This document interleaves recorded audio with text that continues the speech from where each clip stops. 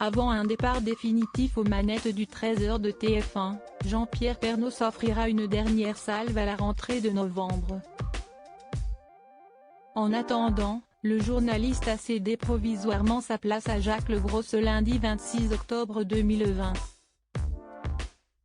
Jacques Legros démarre fort la semaine pour lancer son intérim. Le journaliste a fait un point à 2 mois de Noël sur la tradition du sapin qui sera bien respectée à Strasbourg malgré quelques frondes venues de l'ouest de la France.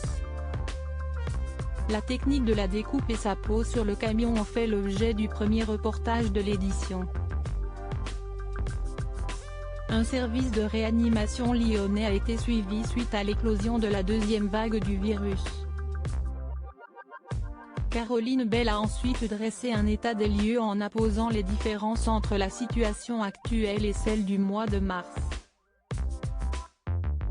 En moyenne, 5,87 millions de Français ont pris part au dernier fait de l'actualité, avec une part de marché à hauteur de 41,5%, en hausse de 0,7 points par rapport à l'édition emmenée par JPP 7 jours plus tôt. Auprès des femmes responsables des achats, TF1 s'est imposé en fédérant 25,4% de cette cible. M6 séduit les téléspectatrices dans le même temps. Jean-Baptiste Marteau a pris la relève de Karine Baste-Régis avant la titularisation de Julien Bugier prévue pour début 2021 sur France 2. À la mi-journée, le journal a mobilisé 3,08 millions de curieux et 21,8% du public, dont 16,2% des téléspectatrices âgées de moins de 50 ans. M6, qui a réalisé une belle journée, n'a pas eu à rougir de ses performances avec ses deux éditions.